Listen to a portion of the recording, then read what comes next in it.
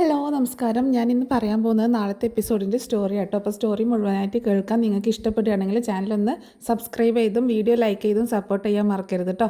അങ്ങനെ അലീന വൈജയന്തിയായിട്ട് ഇങ്ങനെ സംസാരിക്കുകയാണല്ലോ. മാഡം ആഗ്രയിലൊക്കെ പോയി പഠിച്ചതല്ലേ, അവിടെ മാഡത്തിൻ്റെ ബ്രദർ താമസിച്ചിരുന്നില്ലേ, പിന്നീട് അവിടുത്തെ കാര്യങ്ങളൊക്കെ ഇങ്ങനെ പറയുമ്പോൾ നിനക്ക് ഇതൊക്കെ എങ്ങനെ അറിയാമെന്ന് ചോദിക്കുകയാണ് വൈജ.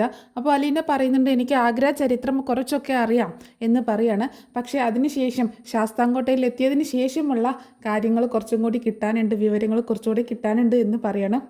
അതുകൂടി കേട്ടപ്പോൾ വൈജയന്തി ആകെ തീർന്നു കേട്ടോ.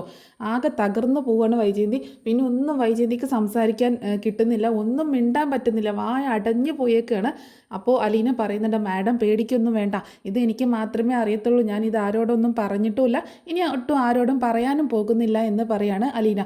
അതുകൂടി കേട്ടതോടുകൂടിയിട്ട് ായി വൈജയന്തിക്ക് കിട്ടാനുള്ളതൊക്കെ കിട്ടിക്കഴിഞ്ഞു കേട്ടോ. ഇനി എന്താ ഇവിടെ സംഭവിക്കാൻ പോകുന്നതെന്നൊന്നും വൈജയന്തിക്ക് അറിയത്തില്ല. കാരണം വൈജയന്തി ഇതുവരെ ഒരാൾ പോലും അറിയാത്ത, കുറച്ച് പേർക്ക് മാത്രം അറിയാവുന്ന കാര്യം ഇന്നലെ ഇങ്ങോട്ടേക്ക് സെർവൻ്റായിട്ട് കയറി വന്ന് ഇവളെ ഇങ്ങനെ അറിഞ്ഞു എന്നുള്ള ആ സംശയം വൈജയന്തിയുടെ മനസ്സിലുണ്ട്. അതും ഏത് രഹസ്യം, ഏറ്റവും ഈ ലോകത്തോട് ഒരിക്കലും വിളിച്ചു പറയാൻ ആഗ്രഹിക്കാത്തൊരു രഹസ്യമാണത്. ഒരിക്കലും ഓർക്കാൻ പോലും താല്പര്യമില്ലാത്ത ഒരു കാര്യമാണത്. അപ്പം അങ്ങനെ ഒരു കാര്യം അലീന എങ്ങനെ അറിഞ്ഞു? ഇത് ഇനി ഈ കുടുംബത്തെ അറിഞ്ഞു കഴിഞ്ഞാൽ ഉണ്ടാകാൻ പോകുന്ന പ്രശ്നങ്ങൾ, ഈ കുടുംബം തന്നെ തകർന്നു പോകുമെന്നൊക്കെ അറിയാം. അപ്പം അത്രയും വലിയൊരു ബോംബ് തന്നെയാണ് അത്. ആ കാര്യമാണ് അലീന സൂചിപ്പിക്കുന്നത്. അത് കേട്ടതോടുകൂടിയിട്ട് വൈജയന്തി തീർന്നു. അങ്ങനെ വൈജയന്തി അത് തന്നെ ആലോചിച്ചുകൊണ്ടിരിക്കുകയാണ്, അലീന പറഞ്ഞ കാര്യങ്ങളൊക്കെ. അതിനുശേഷം അലീന മുത്തശ്ശിയുടെ അടുത്തേക്ക് ചെല്ലുമ്പോൾ, നിൻ്റെ ജോലിയൊക്കെ തീർന്നോ എന്ന് ചോദിക്കുകയാണ് മുത്തശ്ശി. ആ തീർന്നു മുത്തശ്ശി എന്ന് പറയുകയാണ്. വൈജയന്തി എന്തെങ്കിലും പറഞ്ഞോ എന്ന് ചോദിക്കുമ്പോൾ, അവളുടെ ദേഷ്യമൊക്കെ മാറിയോ എന്ന് ചോദിക്കുമ്പോൾ, ആ ദേഷ്യം ഉടനെ ഒന്നും മാറത്തില്ല മുത്തശ്ശി, ഞാനേ എന്നെ അരച്ച് കൊടുത്തു കഴിഞ്ഞാൽ, ജ്യൂസാക്കി കൊടുത്തു കഴിഞ്ഞാൽ അത് അതേപടിയോട് കുടിച്ച് കളയും, അത്രയ്ക്കുണ്ട് ആ ദേഷ്യം എന്ന് പറയാണ്. അവൾ എന്താണാവോ ഇങ്ങനെ, അവളൊന്നും നന്നാവാനും പോകുന്നില്ല എന്നൊക്കെ പറയുമ്പോൾ മുത്തശ്ശിയോട് പറയുന്നുണ്ട്, ഇപ്പോഴും വന്നു എൻ്റെ അടുത്ത് കിച്ചണിൽ, പക്ഷെ അപ്പോഴും ഞാനൊരു ഡോസ് കൊടുത്തു വെച്ചേക്കാണ് എന്ന് പറയാണ്. എന്നെ പറഞ്ഞയക്കാനാണ് പോകുന്നതെന്ന് പറഞ്ഞു, നാളെ തന്നെ എൻ്റെ ശമ്പളമൊക്കെ തന്ന് തീർത്ത് എന്നെ ഇവിടെ നിന്ന് പറഞ്ഞയക്കാൻ പോവാണെന്നാണ് എന്നോട് പറഞ്ഞത്. അങ്ങനെ പറഞ്ഞു അവളൊരു കാര്യം തീരുമാനിച്ചു കഴിഞ്ഞാൽ അത് അതേപടി നടപ്പാക്കുന്ന ആളാണ്. അത് അതിൽ നിന്ന് ഒന്നും മാറി തീരുമാനമെടുക്കില്ല, ആ തീരുമാനത്തിൽ ഉറച്ചു നിൽക്കും. അങ്ങനെ ഒരു വാശിയുണ്ട് അവൾക്ക് എന്നൊക്കെ പറയുമ്പോൾ, നിന്നെ ഇനി എങ്ങാനും പറഞ്ഞയക്കോടി മോളെ എന്ന് ചോദിക്കുമ്പോൾ, മുത്തശ്ശി പേടിക്കണ്ട, എന്നെ അങ്ങനെയൊന്നും പറഞ്ഞയക്കാനൊന്നും പറ്റത്തില്ല, എൻ്റെ ഓഹരി കിട്ടിയാലേ ഞാൻ ഇവിടെ നിന്ന് പോവുള്ളൂ എന്ന് പറയുമ്പോൾ, നിൻ്റെ ഓഹരിയോ, നിനക്ക് എന്ത് ഓഹരി ഇവിടെ നിന്ന് എന്ന് ചോദിക്കുകയാണ് മുത്തശ്ശി പേടിച്ചു പോയല്ലേ, ഇതുപോലൊരു ട്രിക്ക് ഞാൻ അവിടെയും കൊടുത്തിട്ടുണ്ട്, ഇതുപോലൊരു ഡോസ് ഞാൻ മുത്തശ്ശിയുടെ മോൾക്കും കൊടുത്തിട്ടുണ്ട്, അതുകൊണ്ട് എന്നെ ഉടനെ ഒന്നും പറഞ്ഞയക്കാനുള്ള സാധ്യതയില്ല എന്ന് പറയാണ് അലീന. ഓ, നീ ഓരോ സൂത്രങ്ങളും പഠിച്ചു വെച്ചുകൊണ്ട് വന്നേക്കാണ് പെണ്ണ്, എറണാകുളത്ത് പോയി വന്നപ്പോൾ കിട്ടിയതായിരിക്കും അല്ലേ എന്ന് ചോദിക്കുമ്പോൾ, ആ കുറച്ചൊക്കെ അവിടെ നിന്ന് കിട്ടിയതാണ്, പിന്നെ എൻ്റെ കയ്യിലുള്ളതും കുറച്ച് ഞാൻ എടുത്തിട്ടു എന്നൊക്കെ പറയാണ് അലീന. അങ്ങനെ എന്നിട്ട് പിന്നെ അലീനയൊക്കെ ബാലചന്ദ്രനും വൈജയന്തിയും കല്യാണം കഴിക്കാനുണ്ടായ കാരണങ്ങളൊക്കെ മുത്തശ്ശിയിൽ നിന്ന് ഇങ്ങനെ കേൾക്കണമല്ലോ. മുത്തശ്ശി അതൊക്കെ പിന്നെ പറയാമെന്ന് പറഞ്ഞിട്ടുണ്ടായിരുന്നല്ലോ. അപ്പോൾ ഇങ്ങനെ സൂത്രത്തിൽ, മുത്തശ്ശി ഇപ്പം ആകെ സെറ്റപ്പ് ആയല്ലോ എന്നൊക്കെ ചോദിച്ച്, നീ എന്താ കാര്യം ചോദിക്കാൻ വന്നത്, അത് ചോദിക്കുക എന്ന് പറയണം മുത്തശ്ശി. അല്ല മുത്തശ്ശി അന്ന് എന്നോട് പറഞ്ഞില്ലേ ആ കാര്യം ഞാൻ പിന്നീട് പറയാമെന്ന് ചോദിക്കുമ്പോൾ, ഏത് കാര്യം എന്ന് തെളിച്ച് പറഞ്ഞാലല്ലേ എനിക്ക് പറയാൻ പറ്റത്തുള്ളൂ എന്ന് പറയണം മുത്തശ്ശി. അപ്പോൾ അലീന പറയുന്നുണ്ട്, അല്ല മുത്തശ്ശി പറഞ്ഞില്ലേ ബാലചന്ദ്രൻ സാറും മാഡവും തമ്മിലുള്ള കല്യാണം നടക്കാനുണ്ടായ കാര്യങ്ങളൊക്കെ, സാഹചര്യങ്ങളൊക്കെ മുത്തശ്ശി പറയാമെന്ന് പറഞ്ഞില്ലേ എന്ന് ചോദിക്കുമ്പോൾ, അക്കാര്യമാണോ, അതെ മുത്തശ്ശി അന്ന് പറഞ്ഞില്ലേ ബാലചന്ദ്രൻ സാറ് മുത്തശ്ശിയുടെ ഒക്കെ വീട്ടിലെ കൈതക്കൽ മാളിക വീട്ടിലെ ആശ്രിതനായിരുന്നു, അവിടുത്തെ കാര്യസ്ഥനായിരുന്നു സാറിൻ്റെ അച്ഛൻ എന്നൊക്കെ പറഞ്ഞില്ലേ, പിന്നെ എങ്ങനെയാണ് ഇത്രയും നല്ലൊരു ഫാമിലിയിൽ നിന്ന് ബാലചന്ദ്രൻ സാറിനെ കൊണ്ട് വിവാഹം കഴിപ്പിച്ചത് എന്നൊക്കെ ചോദിക്കുമ്പം, അതൊക്കെ ഒരു വലിയ കഥയാണ് മോളെ, ഒരു ദിവസം കൊണ്ടൊന്നും പറഞ്ഞാൽ തീരത്തില്ല, എന്നാലും മുത്തശ്ശി പറ, എനിക്ക് കേൾക്കാൻ ആഗ്രഹമുള്ളതുകൊണ്ടല്ലേ എന്ന് പറയാണ് അലീന. അത് എങ്ങനെ ഇപ്പം ഞാൻ പറഞ്ഞു തുടങ്ങുക, മുത്തശ്ശി പറ, എങ്ങനെയാണ് അവരുടെ കല്യാണം നടക്കാനുണ്ടായ സാഹചര്യം, അങ്ങനെ അതൊക്കെ അറിഞ്ഞാലും മതി എന്ന് പറയട്ടോ. അലീനയ്ക്ക് എങ്ങനെയെങ്കിലും ഇതിൻ്റെ ബാക്ക്ഗ്രൗണ്ടിലുള്ള കാര്യങ്ങളൊക്കെ കൂടുതലായിട്ട് മനസ്സിലാവണം, അതിന് വേണ്ടിയിട്ടാണ് ഇങ്ങനെ ഓരോരുത്തരുടെ അടുത്ത് നിന്ന് ഇങ്ങനെ ഓരോ വിവരങ്ങൾ ഇങ്ങനെ ശേഖരിച്ചുകൊണ്ടിരിക്കുന്നത്. അപ്പോൾ മുത്തശ്ശി പറയുന്നുണ്ട്, അതെ വൈജമോൾക്ക് ഒട്ടും ഇഷ്ടമൊന്നും ഉണ്ടായിരുന്നില്ല കേട്ടോ ഈ കല്യാണത്തിന്. അതെന്താ മുത്തശ്ശി, അതൊക്കെ ഞാൻ പറയാം, നീ ക്ഷമയോടൊന്ന് കേൾക്ക് എന്ന് പറയണം മുത്തശ്ശി. എന്നിട്ട് പറയുന്നുണ്ട്, വൈജമോൾ ഇപ്പം കാണുന്ന മാതിരിയൊന്നും ആയിരുന്നില്ല, നല്ല സുന്ദരിയായിരുന്നു. ഇപ്പോഴല്ലേ ഈ തടിയൊക്കെ വെച്ചത്, അന്ന് നല്ല സുന്ദരിയായിരുന്നു. ആ നമ്മുടെ കൊല്ലപ്പള്ളി ഏരിയയിൽ ഒരു പെൺകുട്ടിയും ഉണ്ടായിരുന്നില്ല ഇത്രയും സുന്ദരിയായത്. അത്രയും സൗന്ദര്യമുള്ള കൊച്ചായിരുന്നു. എന്ത് ഭംഗിയായിരുന്നു എന്നറിയാവോ. എല്ലാവരും ഇങ്ങനെ അന്വേഷിക്കും വൈജമോളെക്കുറിച്ച്. എല്ലാ ചെറുക്കന്മാരും, ആ നാട്ടിലുള്ള മുഴുവൻ ചെറുക്കന്മാരും വീടിൻ്റെ ഉമ്മറത്തൂടെ അവിടെ ഇവിടെയൊക്കെ ഇങ്ങനെ നടക്കും വൈജമോളെ കാണാനായിട്ട്. കോളേജിലും ഒക്കെ പോകുന്ന സമയത്ത് ചെറുക്കന്മാർ പുറകെ വരും എന്നുള്ളത് കൊണ്ട് അച്ഛനും, അതായത് എൻ്റെ ഭർത്താവ് കുഞ്ഞിരാമേട്ടനും അതുപോലെ അവളുടെ ചേട്ടന്മാരൊക്കെ കൂടെ പോകുമായിരുന്നു. ഈ ശിവനും അതുപോലെ ഗംഗാധരനൊക്കെയാണ് കോളേജിലേക്ക് കൊണ്ടാക്കി കൊടുക്കുന്നതും തിരിച്ചു കൂട്ടിക്കൊണ്ടുവരുന്നതും. എപ്പോഴും ചെറുക്കന്മാർ ശല്യപ്പെടുത്തും. അതുപോലെ അവർക്കൊന്നും അങ്ങനെ ഇഷ്ടമേ അല്ലായിരുന്നു ഇങ്ങനെ ചെറുക്കന്മാർ പുറകെ നടക്കുന്നതൊന്നും. അത്രയും ഭംഗിയായിരുന്നു. പക്ഷേ നല്ല എല്ലാവരോടും ഭയങ്കര സ്നേഹവും ഒക്കെയായിരുന്നു വൈജയ്ക്ക്. അതുപോലെ എല്ലാവർക്കും, കുടുംബത്തിലുള്ള ആര് വന്നാലും വൈജയെ അന്വേഷിക്കും. എല്ലാവരോടും നല്ല പെരുമാറ്റമായിരുന്നു, നല്ല സ്നേഹത്തിലായിരുന്നു പെരുമാറിയിരുന്നത്. എന്ത് ഭംഗിയായിരുന്നു എന്നറിയാവോ ആ സമയത്തൊക്കെ. നല്ല ശാലീന സുന്ദരി എന്നൊക്കെ പറയത്തില്ലേ, അതുപോലെയായിരുന്നു. മെലിഞ്ഞിട്ട് ഇപ്പോഴല്ലേ ഈ തടിച്ചിരിക്കുന്നത്. ഇപ്പോൾ ആ ഭംഗിയൊക്കെ പോയി. അന്ന് എന്ത് സുന്ദരിയായിരുന്നു എന്ന് പറയുമ്പോൾ അലീന പറയുന്നതിന് ഇപ്പോഴും ഭംഗിക്ക് കുറവൊന്നുമില്ല, ആ മുഖം വീർപ്പിച്ച് വെച്ചിരിക്കുന്നത് മാറ്റിയാൽ മതി, അത്രയും സുന്ദരിയൊക്കെ തന്നെയാണ്, ഇപ്പോഴും സുന്ദരിയൊക്കെ തന്നെയാണെന്ന് പറയുമ്പോൾ നീ മാത്രമേ ഇങ്ങനെ പറയത്തുള്ളൂ കേട്ടോ, നിന്നെ എത്രത്തോളം ദ്രോഹിക്കാമോ അത്രയും ദ്രോഹിച്ചിട്ട് നീ വീണ്ടും അവളെ ഇങ്ങനെയൊക്കെ പറയുന്നത് കേൾക്കുമ്പോൾ ഞാൻ എന്താ ഇതിന്നൊക്കെ മനസ്സിലാക്കണ്ടേ, നിനക്ക് എന്താ അവളോട് ദേഷ്യമൊന്നും തോന്നാത്തതെന്ന് ചോദിക്കുമ്പോൾ എനിക്ക് ദേഷ്യമൊന്നും തോന്നത്തില്ല മുത്തശ്ശി, എനിക്ക് ഒട്ടും ദേഷ്യം തോന്നത്തില്ല. എന്നെ എന്തൊക്കെ പറഞ്ഞാലും ശരി, എനിക്ക് വിഷമം ഉണ്ടാകും, പക്ഷേ എനിക്ക് ഒരിക്കലും ദേഷ്യമൊന്നും തോന്നത്തില്ല എന്ന് പറയാണ് അല്ല. എന്നിട്ടും മുത്തശ്ശി ബാക്കി പറ കേൾക്കട്ടെ. ഓ എന്താ പെണ്ണിനൊരു ആവേശം, ഇങ്ങനെ കഥ കേൾക്കാനായിട്ട് എനിക്ക് വയ്യ പെണ്ണെ. മുത്തശ്ശി പറ, എങ്ങനെയാണ് അവർ എന്നിട്ട് വിവാഹത്തിലേക്കൊക്കെ എത്തിയത് എന്നൊക്കെ ചോദിക്കുകയാണ്. അതിനിടയ്ക്ക് അവൾ ആഗ്രയിലേക്ക് പഠിക്കാനായിട്ടല്ല, ഗംഗാധരൻ്റെ ഭാര്യ മാലിനി ഉണ്ടല്ലോ, മാലിനി പ്രസവിച്ച് കിടന്നപ്പോൾ അവിടെ ഒരു സഹായത്തിനായിട്ട് കൊണ്ടുപോയതാണ് ഗംഗാധരൻ. ഇവിടെയാണെങ്കിൽ ഡിഗ്രി കഴിഞ്ഞ് നിൽക്കുന്ന സമയം, അപ്പോൾ അവിടെ എന്തെങ്കിലുമൊക്കെ പഠിക്കാം എന്നൊക്കെ വിചാരിച്ചിട്ടാണ്. അപ്പം അച്ഛനും സമ്മതിച്ചു, കാരണം ഗംഗാധരൻ്റെ കൂടെയല്ലേ പറഞ്ഞിരിക്കുന്നത്. അച്ഛൻ്റെ അതേ സ്വഭാവമാണ് ഗംഗാധരന്, കാരണം പട്ടാള ചിട്ടയാണ്, ലഫ്റ്റനൻറ്റ് കേണലൊക്കെ ആണല്ലോ, അപ്പോൾ അതിൻ്റെ ആ ചിട്ടയൊക്കെയാണ്. അതുകൊണ്ട് അച്ഛന് ഒട്ടും പേടിയൊന്നും ഉണ്ടായിരുന്നില്ല. ഗംഗാധരൻ്റെ കൂടെ എങ്ങോട്ട് വിടാനും അച്ഛന് ധൈര്യമായിരുന്നു. പക്ഷേ മറ്റുള്ളവരൊന്നും അങ്ങനെയല്ല കേട്ടോ, വൈജ എന്ത് പറയുന്നു അതൊക്കെ അവർ സാധിപ്പിച്ച് കൊടുക്കും. ഗംഗാധരനും അങ്ങനെയൊക്കെ തന്നെയാണ്, വൈജയുടെ ഇഷ്ടങ്ങൾക്കൊന്നും എതിരെ നിൽക്കത്തൊന്നുമില്ല. പക്ഷേ ഭയങ്കര സ്ട്രിക്റ്റ് ആയിരുന്നു, വൈജയ്ക്ക് ഭയങ്കര പേടിയായിരുന്നു, അച്ഛനെ പോലെ തന്നെ പേടിയായിരുന്നു ഗംഗാധരനെ. അതുകൊണ്ട് ഗംഗാധരൻ്റെ കൂടെ അങ്ങോട്ടേക്ക് പറഞ്ഞയച്ചു. പിന്നെ അവിടെ കുറച്ച് നാൾ സ്കൂളിലൊക്കെ ജോലി ചെയ്തു, അതുപോലെ അവിടെ തന്നെ പഠിക്കാനൊക്കെ PG പഠിക്കാനൊക്കെ അവിടെ തന്നെ ജോയിൻ ചെയ്തു. അതുകൊണ്ട് കുറച്ച് നാൾ അവിടെ തന്നെ ആയിരുന്നു അവൾ. പിന്നെ കുറച്ച് കഴിഞ്ഞാണ് ഗംഗാധരന് അവിടുന്ന് സ്ഥലം മാറ്റം കിട്ടിയതിന് ശേഷമാണ് വൈജ ഇങ്ങോട്ടേക്ക് നാട്ടിലേക്ക് വരുന്നത്. അപ്പോൾ നാട്ടിലേക്ക് എന്നിട്ട് കൊല്ലപ്പള്ളിയിലേക്കാണോ മുത്തശ്ശി വന്നതെന്ന് ചോദിക്കുമ്പോൾ കൊല്ലപ്പള്ളിയിലേക്കല്ല, അവിടെ എൻ്റെ സഹോദരനുണ്ടെന്ന് പറഞ്ഞില്ലേ രാവുണ്ണി മേനോൻ, എൻ്റെ ചേട്ടനാണ്, ചേട്ടൻ്റെ വീട്ടിലേക്കാണ് പോയത് എന്ന് പറയാണ്. അതെന്താ മുത്തശ്ശി ഇങ്ങോട്ടേക്ക് വരാതെ അങ്ങോട്ടേക്ക് കൊണ്ടുപോയത് എന്ന് ചോദിക്കുമ്പോൾ അതൊക്കെ ഭയങ്കര കഥയാണ് മോളെ, അതൊക്കെ ഇപ്പോൾ പറയാൻ നിന്നിട്ടുണ്ടെങ്കിൽ തീരത്തില്ല എന്ന് പറയണേ. അപ്പോൾ ഈ ഗംഗാധര മേനോൻ അവരൊക്കെ ഇപ്പോൾ എവിടെയാണ് താമസിക്കുന്നതെന്ന് ചോദിക്കുകയാണ് അലീന. അവനിപ്പോൾ റിട്ടയർഡ് ആയല്ലോ, ഇപ്പോൾ നീലഗിരിയിൽ അവിടെ സ്വസ്ഥമായിട്ട് ജീവിക്കുകയാണ് എന്നൊക്കെ പറയുന്നുണ്ട് മുത്തശ്ശി. എന്നാലും മുത്തശ്ശി അവിടെ ജീവിച്ചിട്ട് എന്താണ് മാഡത്തിന് ഇങ്ങനെയൊക്കെ പെട്ടെന്ന് ഇങ്ങനെയൊക്കെ സ്വഭാവം മാറാൻ കാരണം എന്തായിരിക്കാം? മാഡം നല്ല സ്നേഹത്തിലാണ് എല്ലാവരോടും പെരുമാറിയിരുന്നത്, അതുപോലെ എല്ലാവർക്കും മാഡത്തിനോടും ഭയങ്കര സ്നേഹമായിരുന്നു എന്നൊക്കെ മുത്തശ്ശി പറഞ്ഞല്ലോ. പിന്നെ അവിടുന്ന് വന്നതിന് ശേഷമാണ് മുത്തശ്ശി പറഞ്ഞില്ലേ, അവിടുന്ന് വന്നതിന് ശേഷമാണ് വൈജയുടെ സ്വഭാവം ആകെ മാറിപ്പോയത് എന്നൊക്കെ, അതിനെന്താ കാരണം എന്ന് ചോദിക്കുകയാണ്. അപ്പം മുത്തശ്ശി ഒന്ന് പതറുന്നുണ്ട് കേട്ടോ, എന്താ ഇപ്പോൾ ഇവളോട് പറയാം, അവിടെ ഉണ്ടായ സംഭവങ്ങളൊന്നും പറയാൻ പറ്റത്തില്ലല്ലോ, അതുകൊണ്ട് എന്താണ് അറിയത്തില്ല മോളെ, അവിടെ എന്തൊക്കെയോ കുഴപ്പങ്ങൾ ഉണ്ടായിട്ടുണ്ടാകും, അല്ലെങ്കിൽ അവിടുന്ന് പോകുന്നത് അവൾക്ക് ഇഷ്ടപ്പെട്ടിട്ടുണ്ടാവില്ല, അവിടെ തന്നെ നിൽക്കണം എന്നായിരിക്കും അവളുടെ ആഗ്രഹം. പക്ഷേ ഇങ്ങോട്ടേക്ക് കൊണ്ടുവന്നത് ഇഷ്ടപ്പെടാതെ ഞാൻ വീട്ടിലേക്ക് വരില്ല എന്നൊക്കെ പറഞ്ഞത് കാരണമാണ് ശാസ്താംകോട്ടയിലേക്ക് കൊണ്ടുപോയത് എന്ന് പറയാണ് മുത്തശ്ശി. അപ്പോൾ അലീന ചോദിക്കുന്നുണ്ട്, അത് മാത്രമാണോ മുത്തശ്ശി കാരണം, വേറൊരു കാരണവും ഇല്ലെന്ന് ചോദിക്കുമ്പോൾ അതെന്താ നീ അങ്ങനെ ചോദിച്ചത് എന്ന് ചോദിക്കണം. അല്ല മുത്തശ്ശി, ഇങ്ങോട്ടേക്ക് വീട്ടിലേക്ക് വരാതെ ശാസ്താംകോട്ടയിലേക്ക് പോയതുകൊണ്ട് ചോദിച്ചതാണെന്ന് പറയുമ്പോൾ മുത്തശ്ശി പറയുന്നുണ്ട്, അവിടുന്ന് ആഗ്രയിൽ നിന്ന് വരാൻ അവൾക്ക് ഒട്ടും താല്പര്യം ഉണ്ടായിരുന്നില്ല, അവന് ഗംഗാധരന് അവിടുന്ന് സ്ഥലമാറ്റം കിട്ടിയിട്ടും അവൾ അവിടെ തന്നെ നിൽക്കാമെന്ന് വാശി പിടിച്ചു. പക്ഷെ ആരും സമ്മതിച്ചില്ല. അങ്ങനെയാണ് നാട്ടിലേക്ക് കൊണ്ടുവരാമെന്ന് തീരുമാനിച്ചത്. അപ്പോഴും അവൾ വാശി പിടിച്ചു, ഞാൻ വീട്ടിലേക്ക് വരില്ല എന്നൊക്കെ വാശി പിടിച്ചു.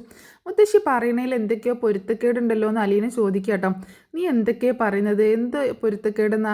അല്ല എന്തോ എനിക്ക് അങ്ങനെ തോന്നി. എന്നിട്ട് മുത്തശ്ശി ബാക്കി പറയാമെന്ന് പറയുമ്പോൾ പിന്നെ കുറച്ച് നാൾ അവിടെ നിന്നു. ഏകദേശം 1 വർഷത്തോളം നിന്നു അല്ലേ മുത്തശ്ശിയും ചോദിക്കുമ്പോൾ, അതൊക്കെ നിനക്ക് എങ്ങനെ അറിയാമെന്ന് ചോദിക്കണം അലീന.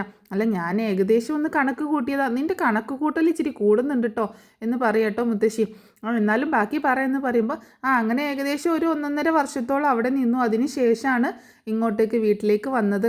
പിന്നീട് കല്യാണാലോചനയൊക്കെ തുടങ്ങി എന്ന് പറയാണ്. അതെന്താ മുത്തശ്ശി പെട്ടെന്ന് കല്യാണാലോചന തുടങ്ങി വീട്ടിലേക്ക് വന്നപ്പോഴും ചോദിക്കുമ്പോൾ, പിന്നെ അവൾക്ക് കല്യാണപ്രായം ആയിരുന്നില്ലേ, പിന്നെ ഒരുപാടൊന്നും വെച്ചുകൊണ്ടിരിക്കാനും പറ്റത്തില്ല. അതെന്താ മുത്തശ്ശിയും ചോദിക്കുകയാണ്. നീ ഞാൻ പറയണതൊന്നാണ്ട് കേൾക്ക്, ഞാൻ പറഞ്ഞു തീർക്കട്ടെ, അല്ലെങ്കിൽ ഞാനിപ്പം നിർത്തുമെന്ന് പറയുമ്പോൾ ഇല്ലല്ല മുത്തശ്ശി പറയാമെന്ന് പറയണം. അങ്ങനെ 1-2 ആലോചനകൾ കുടുംബത്തിൽ നിന്ന് തന്നെ വന്നു. പക്ഷേ വൈജ അതിനൊന്നും സമ്മതിക്കുന്നുണ്ടായിരുന്നില്ല. അങ്ങനെ ഒരു എന്തൊക്കെയോ കുഴപ്പങ്ങളിൽ ഇങ്ങനെ നിൽക്കായിരുന്നു. ലാസ്റ്റ് ഗംഗാധരനും അതുപോലെ കുഞ്ഞിരാമേട്ടനും ഒക്കെ കൂടി ചേർന്ന് ഒരു തീരുമാനം എടുക്കായിരുന്നു ബാലചന്ദ്രനെ കൊണ്ട് വിവാഹം കഴിപ്പിക്കാമെന്ന്. വൈജ അതിന് എതിരായിരുന്നു. വൈജയ്ക്ക് ഒട്ടും ഇഷ്ടമില്ലായിരുന്നു ബാലചന്ദ്രനെ വിവാഹം കഴിക്കാനായിട്ട്. അതെന്താ മുത്തശ്ശിന്ന് ചോദിക്കുകയാണ്. അതൊക്കെ ഒരുപാട് അതിൻ്റെ പുറകിൽ എന്തൊക്കെയോ അവളുടെ ഇഷ്ടങ്ങളും ഇഷ്ടക്കേടുകളൊക്കെയാണ്. പിന്നെ ആഗ്രയിൽ നിന്ന് വന്നതിന് ശേഷം അവളുടെ സ്വഭാവം ആകെ മാറിപ്പോയി എന്നൊക്കെ പറയാണ് മുത്തശ്ശി. എന്നാലും എന്തായിരിക്കാം അതിനുള്ള കാരണം എന്നൊക്കെ അലീന ഇങ്ങനെ ചോദിക്കുമ്പോൾ മുത്തശ്ശി പറയുന്നത്, മുത്തശ്ശിക്ക് ഇങ്ങനെ ആകെ വല്ലാതാവട്ടെ. അപ്പോൾ പഴയ കാര്യങ്ങളൊക്കെ ഇങ്ങനെ മുത്തശ്ശി ഓർക്കുമ്പോൾ ഒരിക്കലും ആരും അറിയാൻ സാധ്യതയില്ലാത്ത, ആരും അറിയാൻ ആഗ്രഹിക്കാത്ത കാര്യങ്ങളാണ്. ആരും അറിയുന്നത് ഇവർക്ക് ഇഷ്ടമല്ല. അപ്പോൾ അങ്ങനത്തെ കാര്യങ്ങളാണ്. കാരണം വൈജയുടെ കുടുംബജീവിതം തന്നെ തകർന്നു പോകും. അപ്പം അങ്ങനെയുള്ള കാര്യങ്ങളാണ് അതൊക്കെ. അതുകൊണ്ട് പിന്നീട് എല്ലാവരും കൂടെ നിർബന്ധിച്ചാണ് ബാലചന്ദ്രനെ കൊണ്ട് വിവാഹം കഴിപ്പിച്ചത്. ബാലചന്ദ്രന് ചെറുപ്പം മുതലേ വൈജയെ ഇഷ്ടമായിരുന്നു. പക്ഷേ വൈജ ഒരിക്കലും ബാലചന്ദ്രനെ അങ്ങനെ രീതിയിൽ കാണുകയോ നോക്കുകയോ ഒന്നും ചെയ്തിട്ടില്ല. കാരണം കുടുംബത്തിലെ ഒരു ആശ്രിതൻ എന്നുള്ള രീതിയിൽ അവൾക്ക് അത്രയ്ക്ക് ഇഷ്ടമൊന്നും അല്ലായിരുന്നു. പിന്നീട് എല്ലാവരുടെയും നിർബന്ധത്തിന് വഴങ്ങി വിവാഹത്തിന് സമ്മതിച്ചതാണ്. വിവാഹം കഴിഞ്ഞിട്ടും ബാലചന്ദ്രൻ്റെ വീട്ടിലേക്ക് പോകാനൊക്കെ മടിയായിരുന്നു. പിന്നെ കാലക്രമേണ അതൊക്കെ മാറി അവർ തമ്മിൽ വലിയ കുഴപ്പമൊന്നുമില്ലാതെ ജീവിക്കാൻ തുടങ്ങി. പക്ഷേ എന്നാലും ബാലചന്ദ്രൻ ആയതുകൊണ്ടാണ് അവളെ സഹിക്കുന്നത്. അവളുടെ ആ എടുത്തുചാട്ടവും വാശിയും ദേഷ്യമൊക്കെ സഹിച്ചും ക്ഷമിച്ചും ഇത്രയൊക്കെ കൊണ്ടുപോകുന്നത് ബാലചന്ദ്രൻ ആയതുകൊണ്ടാണെന്നൊക്കെ മുത്തശ്ശി പറയണം. അതിൻ്റെ ഇടയ്ക്കൊക്കെ മുത്തശ്ശിക്ക് ഇങ്ങനെ വേദന എടുത്തിട്ട് പറയുന്നുണ്ടായിരുന്നു കേട്ടോ. എന്നാൽ അവൾ എനിക്ക് നല്ല വേദന എടുക്കുന്നുണ്ട്, ഞാൻ ഇനി ഒന്ന് കിടക്കട്ടെ, ഇനി ബാക്കി നമുക്ക് പിന്നെ പറയാം എന്ന് പറയാം കേട്ടോ. ശരി മുത്തശ്ശി, എന്നാൽ മുത്തശ്ശി കിടന്നു എന്ന് പറഞ്ഞിട്ട് അങ്ങനെ മുത്തശ്ശി ഉറങ്ങാനായിട്ട് കിടക്കണം. അപ്പോൾ അലീനയും കിടക്കുന്നുണ്ട് കേട്ടോ. അങ്ങനെ അലീന കിടക്കുമ്പോൾ ഇങ്ങനെ ഓരോ കാര്യങ്ങൾ ഓർക്കുന്നുണ്ട്. മുത്തശ്ശി പറഞ്ഞതും മനുവേട്ടൻ പറഞ്ഞതും ഒക്കെ ആയിട്ടുള്ള കാര്യങ്ങളൊക്കെ, ഓരോ കാര്യങ്ങളും ഒക്കെ ഓർക്കുന്നുണ്ട്. മുത്തശ്ശി മുഴുവനായിട്ടൊന്നും വിട്ട് പറയുന്നില്ലല്ലോ. അതേസമയം പിന്നീട് കാണിക്കുന്നത് വൈജയന്തി കേട്ടോ. വൈജയന്തി ആണെങ്കിൽ ആകെ തകർന്ന് പോയിട്ടിരിക്കുകയാണ്. കാരണം അലീന പറഞ്ഞ കാര്യങ്ങൾ ഇങ്ങനെ ഓർക്കുക കേട്ടോ. അലീന ആദ്യം പറഞ്ഞ കാര്യം എന്ന് പറഞ്ഞിട്ടുണ്ടെങ്കിൽ അങ്ങനെ എന്തെങ്കിലും അകത്തേക്ക് സമ്മാനം കിട്ടിയ ആളുകൾ, കിട്ടി കൈ പൊള്ളിയ ആൾക്കാർ മാത്രം പേടിച്ചാൽ പോരെ, എനിക്ക് അങ്ങനെ ഒരു പേടിയൊന്നും ഇല്ല എന്നല്ല അലീന പറഞ്ഞത്. ആ കാര്യം ചോദിച്ചപ്പോഴാണ് ആഗ്രയിലേക്ക് പോയി പഠിച്ചതല്ലേ, അവിടെ പിന്നീട് അവിടെ ജോലിയൊക്കെ ചെയ്തതല്ലേ, പിന്നീട് ശാസ്താംകോട്ടയിലേക്കൊക്കെ വന്നില്ലേ എന്നുള്ള കാര്യങ്ങളൊക്കെ പറഞ്ഞത് ഇങ്ങനെ ഓർക്കുകയാണ്. അപ്പോൾ അലീന ഇതൊക്കെ എങ്ങനെ അറിഞ്ഞു എന്നുള്ള ഒരു അങ്കലാപ്പിലാണ് വൈജയന്തി. ഇന്നലെ വന്ന് കയറിയ അലീന ഇതൊക്കെ എങ്ങനെ അറിഞ്ഞു എന്നാണ് വൈജയന്തി ചിന്തിക്കുന്നത്. കാരണം ഈ ലോകത്ത് തന്നെ ആർക്കും അറിയാത്ത കാര്യങ്ങളാണ്, മറ്റ് കുറച്ച് പേർക്ക് മാത്രം അറിയാവുന്ന കാര്യങ്ങൾ. ശരിക്കും പറഞ്ഞാൽ കമലയ്ക്ക് പോലും ഒന്നും അറിയത്തില്ല. അപ്പം അത്രയും സീക്രട്ടായിട്ട് ഇരിക്കുന്ന കാര്യങ്ങളാണ് ഇതൊക്കെ. ഇതൊക്കെ എങ്ങനെ അലീന ഇന്നലെ കയറി വന്ന അവൾ ഇതൊക്കെ എങ്ങനെ അറിഞ്ഞു, അവൾ ആരാണ് ശരിക്കും എന്നൊക്കെയുള്ള അങ്കലാപ്പിലാണ്. അപ്പോൾ അവൾ പറഞ്ഞല്ലോ ആഗ്രയിലെ കുറച്ച് ചരിത്രങ്ങളൊക്കെ എനിക്കറിയാം, ശാസ്താംകോട്ടയിലെ കാര്യങ്ങൾ മാത്രം കിട്ടാനുണ്ട് എന്ന് പറഞ്ഞപ്പോൾ വൈജയന്തി അതിലാകെ അങ്ങനെ തകർന്നിരിക്കും. ആ സമയത്ത് ബാലചന്ദ്രൻ ചോദിക്കുന്നുണ്ട്, എന്താ വൈജി നീ ഉറങ്ങുന്നില്ലേ, നീ എന്താ കുറേ നേരമായില്ലേ ഇരുന്ന് ഇങ്ങനെ ആലോചിക്കുന്നത്, വീണ്ടും അലീനയുടെ വായിൽ നിന്ന് എന്തെങ്കിലും കേട്ടോ എന്ന് ചോദിക്കുമ്പോൾ വൈജയന്തി ഞെട്ടി ബാലചന്ദ്രനെ നോക്കുന്നുണ്ട് കേട്ടോ. എന്താ ബാലചന്ദ്രൻ പറഞ്ഞതെന്ന് ചോദിക്കുമ്പോൾ, അല്ല നീ എന്താ ഉറങ്ങാതിരിക്കുന്നത്, നീ കിച്ചണിലേക്ക് പോകുന്നത് കണ്ടായിരുന്നു അലീനയോട് എന്തൊക്കെയോ സംസാരിക്കാനായിട്ട്, അവളെ നാളെ ഇവിടുന്ന് പറഞ്ഞേക്കുന്നല്ലേ, പിന്നെ എന്താ നീ ഇങ്ങനെ ആലോചിച്ചുകൊണ്ടിരിക്കുന്നത്, വീണ്ടും അവളുടെ അടുത്തുനിന്ന് വല്ലതും കേട്ടോ, കുറിക്ക് കൊള്ളുന്ന എന്തെങ്കിലും വർത്താനം അവളടുത്തുനിന്ന് കിട്ടിയോ എന്നൊക്കെ ചോദിക്കുമ്പോൾ വൈജ അങ്ങനെ ഒന്നും മിണ്ടുന്നില്ല കേട്ടോ. നീ ഉറങ്ങുന്നില്ലെങ്കിൽ വേണ്ട, എനിക്ക് രാവിലെ ഷോപ്പിലൊക്കെ പോകാനുള്ളതാണ്, ഞാൻ കിടന്ന് ഉറങ്ങട്ടെ എന്ന് പറഞ്ഞിട്ട് ബാലചന്ദ്രൻ ഉറങ്ങാനായിട്ട് കിടക്കുന്നുണ്ട്. വൈജയന്തി ആണെങ്കിൽ ഉറക്കം വരാതെ അങ്ങോട്ടും ഇങ്ങോട്ടും കുറച്ചൊക്കെ നടക്കുന്നുണ്ട്. ജനലിൻ്റെ അടുത്ത് പോയി നിൽക്കും, ഡോറിൻ്റെ അടുത്ത് പോയി നിൽക്കും, അങ്ങനെ അങ്ങോട്ടും ഇങ്ങോട്ടും നടന്ന് ഇങ്ങനെ ആലോചിച്ചുകൊണ്ടിരിക്കുകയാണ്. പിന്നീട് കാണിക്കുന്നത് അലീന കിടന്ന് ഉറങ്ങുന്ന കേട്ടോ. ആ സമയത്ത് മുത്തശ്ശിയാണെങ്കിൽ ഭയങ്കര വേദന എടുത്തിട്ട് ഇങ്ങനെ കരയുന്നതാണ്. അയ്യോ എനിക്ക് ഒട്ടും വയ്യെന്ന് പറഞ്ഞിട്ട് ഈ നടുവിനാണല്ലോ, നടു കുത്തിയാണ് വീണത്. ആ വീൽ ചെയറിലേക്ക് ഇരിക്കാൻ പോകുമ്പോഴാണല്ലോ വീണത്. അത് കാരണം ഭയങ്കര വേദനയായിട്ട് മുത്തശ്ശി ഇങ്ങനെ കരയണം. അലീന അപ്പം ഓർക്കത്തുനിന്ന് എഴുന്നേൽക്കുന്നുണ്ട് കേട്ടോ. അങ്ങനെ എഴുന്നേറ്റിട്ട് എന്ത് പറ്റി മുത്തശ്ശിയും ചോദിക്കുമ്പോൾ എൻ്റെ മോളെ എനിക്ക് ഒട്ടും വയ്യ, വേദന സഹിക്കാൻ വയ്യ എന്ന് പറയണം. അപ്പോൾ അലീന കുറച്ചൊക്കെ ഒന്ന് തൈലൊക്കെ പുരട്ടി കൊടുക്കുന്നുണ്ടെങ്കിലും എനിക്ക് സഹിക്കാൻ വയ്യ മോളെ, എനിക്ക് പെട്ടെന്ന് ഹോസ്പിറ്റലിൽ പോകണം, നീ വൈജയ ബാലചന്ദ്രനെ ഒന്ന് വിളിക്കുക, എനിക്ക് ഒട്ടും സഹിക്കാൻ പറ്റുന്നില്ല എന്ന് പറഞ്ഞിട്ട് മുത്തശ്ശി ഭയങ്കര കരച്ചിലാണ്. അങ്ങനെ അലീന പെട്ടെന്ന് വന്നിട്ട് ബാലചന്ദ്രനെ വൈജയന്തിൻ്റെ ഡോറിൽ ഇങ്ങനെ തട്ടാനായിട്ട് വരും കേട്ടോ. അപ്പം അലീനയ്ക്കൊരു മടിയുണ്ട്, കാരണം അവരുടെ ഒരു റൂമാണല്ലോ. എന്നാലും വാതിലിങ്ങനെ മുട്ടുമ്പോൾ ബാലചന്ദ്രനാണ് വന്ന് വാതിൽ ഓർക്കുന്നത്. എന്ത് പറ്റി അലീന, എന്ത് ഈ നേരത്ത് എന്ന് ചോദിക്കുമ്പോൾ അതേ മുത്തശ്ശി അവിടെ കിടന്ന് കരയാണ്, വേദന എടുത്തിട്ട് വയ്യ എന്ന് പറഞ്ഞിട്ട്. ആ സമയത്ത് വൈജയന്തി എഴുന്നേറ്റ് വരുന്നുണ്ട്. എന്താ കാര്യം എന്ന് ചോദിച്ചുകൊണ്ട് വരുന്നുണ്ട്. അമ്മയ്ക്ക് വയ്യാന്ന്, അമ്മയ്ക്ക് ഭയങ്കര വേദനയാണെന്ന്, ഹോസ്പിറ്റലിൽ പോകണമെന്നാണ് പറയുന്നതെന്ന് പറയണം. അപ്പോൾ അലീന പറയുന്നുണ്ട് മുത്തശ്ശിക്ക് ഒട്ടും വയ്യ, വേദനിച്ചിട്ട് വയ്യ എന്ന് പറഞ്ഞിട്ട് കരച്ചിലാന്ന് പറയണം. അങ്ങനെ അവർ രണ്ടുപേരും കൂടി അങ്ങോട്ടേക്ക് ചെല്ലാട്ടോ അലീനയുടെ കൂടെ. അവിടെയാണെങ്കിലും മുത്തശ്ശി വേദന സഹിക്കാൻ വയ്യാതെ ഇങ്ങനെ കരച്ചിലാണ്. അപ്പോൾ അങ്ങനെ മുത്തശ്ശി പറയുന്നുണ്ട് എനിക്ക് ഒട്ടും വയ്യ ബാലേന്ദ്ര, എന്നെ ഒന്ന് പെട്ടെന്ന് ഹോസ്പിറ്റലിലേക്ക് കൊണ്ടുപോയി, എനിക്ക് വേദന സഹിക്കാൻ വയ്യ എന്ന് പറയണം. അങ്ങനെ അവർ പിടിച്ചിട്ട് ബാലചന്ദ്രനും അലീനയും കൂടി പിടിച്ചിട്ട് മുത്തശ്ശിയെ വീൽ ചെയറിൽ ഇരുത്തിയിട്ട് സിറ്റ് ഔട്ടിലേക്ക് കൊണ്ടുവരുന്നുണ്ട്. പെട്ടെന്ന് ബാലചന്ദ്രൻ പോയിട്ട് കാർ എടുത്തിട്ട് വരാം, നിങ്ങൾ വീൽ ചെയർ കൊണ്ടുപോകാമെന്ന് പറഞ്ഞിട്ടാണ് ബാലചന്ദ്രൻ പോണത്. അങ്ങനെ വീൽ ചെയറിൽ ഇരുത്തിയിട്ട് വൈജയന്തിയും അലീനയും കൂടിയിട്ടാണ് സിറ്റ് ഔട്ടിലേക്ക് കൊണ്ടുവരുന്നത്. അങ്ങനെ ബാലചന്ദ്രൻ കാറ് തിരിച്ചിട്ടതിന് ശേഷം വന്നിട്ട് മുത്തശ്ശിയെ പിടിച്ച് കാറിലേക്ക് കയറ്റിയിരുത്തുകയാണ്. അങ്ങനെ ബാലചന്ദ്രനും വൈജയന്തിയും കൂടിയിട്ട് മുത്തശ്ശിയെ ഹോസ്പിറ്റലിലേക്ക് കൊണ്ടുപോവുകയാണ്. അലീനയാണെങ്കിൽ മുത്തശ്ശിക്ക് ഇങ്ങനെ ഭയങ്കര വേദനയൊക്കെ വന്നല്ലോ, അപ്പോൾ ആ ഒരു വിഷമത്തിൽ ഇങ്ങനെ നിൽക്കുകയാണ് സിറ്റ് ഔട്ടിൽ. അപ്പോൾ അലീന ചിന്തിക്കുന്നുണ്ടായിരുന്നു ആ സമയത്ത് വൈജയന്തിയുടെ കൂടെ അലീനയും കൂടി പിടിച്ചതായിരുന്നെങ്കിൽ മുത്തശ്ശിക്ക് ഇത്രയും വേദന സഹിക്കേണ്ടി വരത്തില്ലായിരുന്നു എന്ന് അലീന ചിന്തിക്കുകയാണ്. അങ്ങനെ അലീന അകത്തേക്ക് കയറി വാതിലൊക്കെ അടയ്ക്കുന്നുണ്ട്. അങ്ങനെ അതേസമയം ഹോസ്പിറ്റലിലേക്ക് പോയിട്ട് മുത്തശ്ശിയെ കൊണ്ട് ഹോസ്പിറ്റലിലേക്ക് പോവുകയാണ് ബാലചന്ദ്രനും വൈജയന്തി. അങ്ങനെ ഹോസ്പിറ്റലിൽ എത്തുമ്പോൾ ഡോക്ടർമാർ പരിശോധിച്ചിട്ട് പറയുന്നുണ്ട് നടുവിന് ചെറുതായിട്ടൊരു ചതവുണ്ട്, അപ്പോൾ ആ വീഴ്ചയുടേതാകും എന്ന് പറയുന്നുണ്ട്. അപ്പോൾ എങ്ങനെ വീണേന്നൊക്കെ ചോദിക്കുന്നുണ്ട്. അപ്പോൾ വീട്ടിലേക്ക് വീൽ ചെയറിൽ ഇരിക്കുന്ന സമയത്തൊന്ന് സ്ലിപ്പായി പോയതാണെന്ന് വൈജയന്തി പറയുകയും ചെയ്യുന്നുണ്ട്. അപ്പോൾ ആ സമയത്ത് മുത്തശ്ശി വൈജയന്തിയെ രൂക്ഷമായിട്ട് നോക്കുന്നുണ്ട് കേട്ടോ, കാരണം അലീനയും കൂടി പിടിച്ചതായിരുന്നെങ്കിൽ വീഴില്ലായിരുന്നല്ലോ. അങ്ങനെ ആ സമയത്ത് വൈജയന്തി തല താഴ്ത്തുകയാണ്. അങ്ങനെ ഡോക്ടർ പറയുന്നുണ്ട് കുറച്ച് റെസ്റ്റ് എടുക്കേണ്ടി വരും, നടുവൊക്കെ ഒന്ന് ബെൽറ്റ് ഇട്ടിട്ട് സെറ്റാക്കണം, എന്നാലേ ഇത് മാറത്തുള്ളൂ. ഉടനെ ഒന്നും മുത്തശ്ശിക്ക് ഇനിയിപ്പോൾ കുറച്ച് നാൾ കഴിഞ്ഞിട്ട് എഴുന്നേറ്റ് നടന്നാൽ മതി എന്ന് പറയാണ്. അതോടെ കേട്ടപ്പോൾ മുത്തശ്ശിക്ക് ആകെ വിഷമമാണ്, വൈജയന്തിയും ആകെ പെട്ടുപോകണം. അപ്പോൾ ബാലചന്ദ്രൻ പറയുന്നുണ്ട് ഇപ്പോൾ കാലിൽ പ്ലാസ്റ്ററൊക്കെ അഴിച്ച് നടക്കാമെന്നൊക്കെയുള്ള ആഗ്രഹത്തിലായിരുന്നു അമ്മ എന്ന് പറയുമ്പോൾ എന്ത് ചെയ്യാനാന്ന്, വീണ് പോയി കഴിഞ്ഞാൽ ഇനിയിപ്പോൾ അതും കൂടി മാറാതെ എങ്ങനെ എഴുന്നേറ്റ് നടക്കുക, കാലിൽ കുത്തുമ്പോൾ ഭയങ്കര വേദനയായിരിക്കുമെന്ന് ഡോക്ടർ പറയണം. എന്തായാലും ഒരു 2 മാസം കൂടെ റെസ്റ്റ് വേണം, എന്നാലേ ആ നടുവിൻ്റെ അത് മാറത്തുള്ളൂ എന്ന് പറഞ്ഞിട്ട് നടുവിനൊരു ബെൽറ്റൊക്കെ ഇട്ടിട്ട് മുത്തശ്ശിയെ ആശുപത്രിയിൽ നിന്ന് വീട്ടിലേക്ക് പറഞ്ഞയക്കുകയാണ്. അങ്ങനെ അലീനയാണെങ്കിൽ ഇവർ വരാത്തത് എന്താണെന്ന് ഓർത്തിട്ട് ഇങ്ങനെ ഇരിക്കുക കേട്ടോ. അങ്ങനെ കുറച്ച് സമയം കഴിഞ്ഞിട്ടാണ് ബാലചന്ദ്രനും വൈജയന്തിയും കൊണ്ട് മുത്തശ്ശിയും കൊണ്ട് കുറച്ച് ലേറ്റായിട്ടാണ് വരുന്നത്. പക്ഷേ അലീന ഉറങ്ങിയിട്ടുണ്ടായിരുന്നില്ല. അങ്ങനെ മുത്തശ്ശിയും കൊണ്ട് വരുമ്പോൾ മുത്തശ്ശിയെ ഇങ്ങനെ താങ്ങി പിടിച്ച് വീൽ ചെയറിൽ ഇരുത്തിയിട്ട് ബെഡിൽ കൊണ്ടുവന്ന് കിടത്തുന്നുണ്ട്. ആ സമയത്ത് എന്ത് പറ്റിയെന്ന് അലീന ചോദിക്കുന്നുണ്ട്. അപ്പോൾ ബാലചന്ദ്രൻ പറയുന്നുണ്ട് ആ വീഴ്ചയിൽ അമ്മയ്ക്ക് ആ ഇടുപ്പെല്ലിന് ഒരു ചതവ് പറ്റിയിട്ടുണ്ട്, അതുകൊണ്ട് 2 മാസത്തെ റെസ്റ്റ് പറഞ്ഞിട്ടുണ്ട് എന്ന് പറയാണ് ബാലചന്ദ്രൻ. അപ്പോൾ അലീനയ്ക്കും വിഷമാവുന്നുണ്ട്. അപ്പോൾ അലീന പറയുന്നുണ്ട് വീൽ ചെയറിലേക്ക് ഇരിക്കാനായിട്ട് ഞാനും കൂടി പിടിക്കാമെന്ന് പറഞ്ഞതാണ് മാഡത്തിനോട്, മാഡം സമ്മതിച്ചില്ല, അതുകൊണ്ടാണ് ഇങ്ങനെ വീണത് എന്ന് പറയുമ്പോൾ മുത്തശ്ശി വൈജയെ ഇങ്ങനെ ദേഷ്യത്തോടെ നോക്കുകയാണ്. ഇനി എന്നെ നോക്കണ്ട, എന്തായാലും സംഭവിക്കാനുള്ളത് സംഭവിച്ചു, ഇനിയിപ്പോൾ 2 മാസം കൂടി റെസ്റ്റ് എടുക്കണം എന്നല്ലേ ഉള്ളൂ എന്ന് വൈജയ് പറയുമ്പോൾ നിനക്കത് പറഞ്ഞാൽ മതി, ഇത്രയും നാൾ ഞാൻ ഇവിടെ കിടന്ന് നരകിക്കായിരുന്നു, ഒന്ന് എഴുന്നേറ്റ് നടക്കാമെന്നായപ്പോൾ നിൻ്റെ വാശി കൊണ്ടല്ലേ ഇങ്ങനെയൊക്കെ സംഭവിച്ചതെന്ന് ചോദിക്കുകയാണ് മുത്തശ്ശി. അപ്പോൾ വൈജു ഒന്നും മിണ്ടുന്നില്ല കേട്ടോ. അപ്പോൾ അലീന പറയുന്നുണ്ട്, വാശി കൊണ്ടൊന്നും ഒരിക്കലും നമുക്കൊന്നും നേടാൻ പറ്റത്തില്ല, നമുക്ക് നഷ്ടങ്ങൾ മാത്രമേ വരത്തുള്ളൂ എന്ന് പറയണം അലീന. അപ്പോൾ അലീന ഇങ്ങനെയൊക്കെ പറയുമ്പോൾ അലീനയെ ഫേസ് ചെയ്യാൻ വൈജയന്തിക്ക് ഒരു മടിയുണ്ട് കേട്ടോ. അങ്ങനെ വൈജയന്തി അവിടെ നിന്ന് പോവുകയാണ്. അപ്പോൾ ബാലചന്ദ്രൻ അലീനയോട് മുത്തശ്ശിയൊന്ന് ശ്രദ്ധിച്ചേക്കണമെന്ന് പറഞ്ഞിട്ട് ബാലചന്ദ്രനും പോകുന്നുണ്ട്.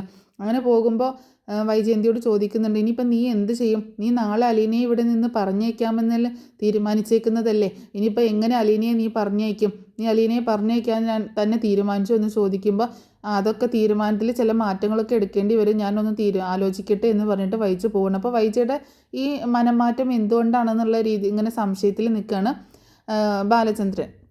അങ്ങനെ പിന്നീട് കാണിക്കുന്നത് മുത്തശ്ശിയും അലീനയും തന്നെയാണ്. മുത്തശ്ശി പറയുന്നുണ്ട്, എൻ്റെ മോളെ എനിക്ക് ഭയങ്കര വേദന, ഇപ്പം ബെൽറ്റൊക്കെ ഇട്ടുകൊണ്ടൊരു ആശ്വാസമുണ്ട്. അന്നേരം നീയും കൂടി പിടിച്ചതായിരുന്നെങ്കിൽ എനിക്ക് ഈ ഗതി വരത്തില്ലായിരുന്നല്ലോ, ഒന്ന് എഴുന്നേറ്റ് നടക്കാമെന്ന് എത്ര കൊതിച്ചതാണ് ഞാൻ, ഇനി എത്ര നാളും കൂടി ഞാൻ ഇങ്ങനെ കിടക്കണം എന്ന് പറയുമ്പോൾ അതൊന്നും സാരമില്ല മുത്തശ്ശി, എന്തായെങ്കിലും ഇത്രയല്ലേ സംഭവിച്ചുള്ളൂ, വല്ല പൊട്ടലൊന്നും ഉണ്ടായില്ലല്ലോ, അങ്ങനെയാണെങ്കിൽ ഒരുപാട് നാൾ കിടക്കേണ്ടി വന്നേനെ, ഇനിയിപ്പോൾ ഒന്നൊന്നര മാസം മതിയാകും, ഒരു മാസം തന്നെ മതിയാകും, ഞാൻ അപ്പോഴേക്ക് ശരിയാക്കിക്കോളാം മുത്തശ്ശിയെ, ഞാൻ നടത്തിച്ചോളാം എന്നൊക്കെ പറയാണ് അലീന. അങ്ങനെ മുത്തശ്ശിക്ക് ഒന്നുകൂടി തൈലൊക്കെ ഇട്ട് കൊടുത്ത് കാലിലൊക്കെ ഒന്ന് തൈലിട്ട് കൊടുത്ത് ചൂട് പിടിച്ചതിന് ശേഷം മുത്തശ്ശിയോട് ഉറങ്ങാൻ പറയുന്നുണ്ട്. അങ്ങനെ മരുന്നൊക്കെ കൊടുത്താണല്ലോ ഹോസ്പിറ്റലിൽ നിന്ന് വന്നത്. അങ്ങനെ അലീനയും കിടക്കുകയാണ്. പിന്നീട് കാണിക്കുന്നത് പിറ്റേ ദിവസം രാവിലെ അലീന കിച്ചണിൽ കയറിയിട്ട് ജോലിയൊക്കെ ചെയ്തുകൊണ്ടിരിക്കുന്ന സമയത്ത് എല്ലാ കാര്യങ്ങളും ഇങ്ങനെ മക്കൾക്കുള്ളതൊക്കെ എടുത്ത് ടിഫിനൊക്കെ റെഡിയാക്കിക്കൊണ്ടിരിക്കുകയാണ്. ആ സമയത്ത് വൈജയും റെഡിയായിട്ട് ബ്രേക്ക്ഫാസ്റ്റ് കഴിക്കാനായിട്ട് അങ്ങോട്ട് വരുന്നുണ്ട്. അപ്പം അലീന ഇങ്ങനെ വൈജയന്തി വന്നത് കണ്ടിട്ട് നോക്കുമ്പോൾ വൈജയന്തി തിരിഞ്ഞ് അലീനയും നോക്കുന്നുണ്ട് കേട്ടോ. പക്ഷെ ഒന്നും സംസാരിക്കുന്നൊന്നുമില്ല. അപ്പോൾ ബാലചന്ദ്രൻ ചോദിക്കുന്നുണ്ട്, അല്ല നീയല്ലേ പറഞ്ഞത് ഇന്ന് അലീനയെ ഇവിടെ നിന്ന് പറഞ്ഞേക്കുകയാണെന്ന് എന്ന് ചോദിക്കുമ്പോൾ വൈജയന്തി അലീനയെ ഇങ്ങനെ നോക്കുക കേട്ടോ. ഇനിയിപ്പോൾ എന്താപ്പോൾ വേണ്ടതെന്നുള്ള രീതിയിൽ. അപ്പോൾ അലീന പറയുന്നുണ്ട്, ഞാനിപ്പോഴൊന്നും പോണില്ല സാർ, ഞാൻ എന്തായാലും കുറച്ച് നാളോടി കഴിഞ്ഞിട്ടേ പോകണുള്ളൂ എന്ന് അലീന പറയാം കേട്ടോ. അത് കേട്ടിട്ടും വൈജയന്തി ഒന്നും മിണ്ടുന്നില്ല. ഇത് എന്താ ഇപ്പോൾ ഇവിടെ സംഭവിച്ചതെന്നുള്ള ഒരു അങ്കലാപ്പിലാണ് ബാലചന്ദ്രൻ. അപ്പോൾ ഇത്രയൊക്കെ കാര്യങ്ങളാണ് നാളത്തെ എപ്പിസോഡിൽ സംഭവിക്കാനായിട്ട് പോകുന്നത്. അപ്പോൾ കുറച്ചൊക്കെ ഞാനിങ്ങനെ ഇമാജിനേഷൻ ആയിട്ട് പറഞ്ഞതാണ്, പക്ഷേ ചില കാര്യങ്ങളൊക്കെ റിയലായിട്ട് സംഭവിക്കുന്നതുമാണ്. അപ്പോൾ എന്താണെങ്കിലും ഈ സ്റ്റോറി നിങ്ങൾക്ക് ഇഷ്ടമായിട്ടുണ്ടാവുമെന്ന് വിചാരിക്കുന്നു. അപ്പോൾ ഇഷ്ടമായെങ്കിൽ ഒന്ന് സപ്പോർട്ട് ചെയ്യാൻ മറക്കരുത് കേട്ടോ.